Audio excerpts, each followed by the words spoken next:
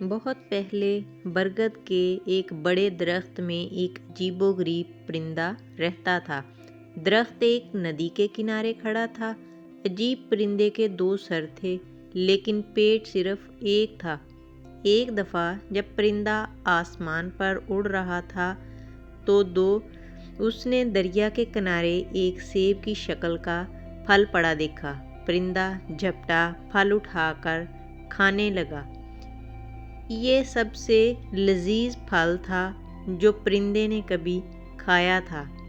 پرندے کے 2 سر تھے تو دوسرے سر نے احتجاج کیا کہ میں تمہارا بھائی سر ہوں، تم مجھے یہ لذیذ پھل کھانے کو کیوں نہیں دیتے؟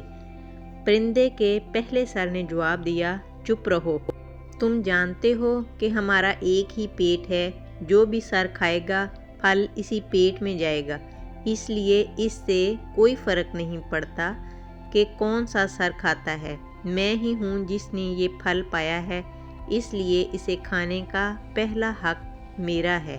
یہ سن کر دوسرا پرندہ خاموش ہو گیا، لیکن پہلے سر کی طرف سے اس قسم کی خود غرضی نے اسے بہت دکھی کیا۔ ایک دن اڑتے ہوئے دوسرے سر نے زہریلے پھلوں والے درخت کو دیکھا۔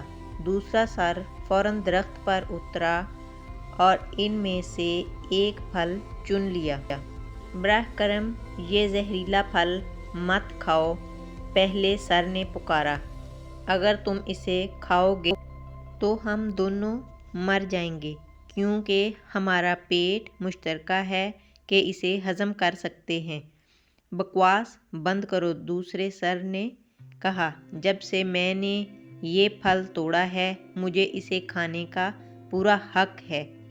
پہلا سر خاموش ہو گیا لیکن دوسرے سر کی پرواہ نہ ہوئی، وہ بدلہ لینا چاہتا تھا۔ اس نے زہریلا پھل کھا لیا جس کی نتیجے میں دونوں کی موت ہو گئی۔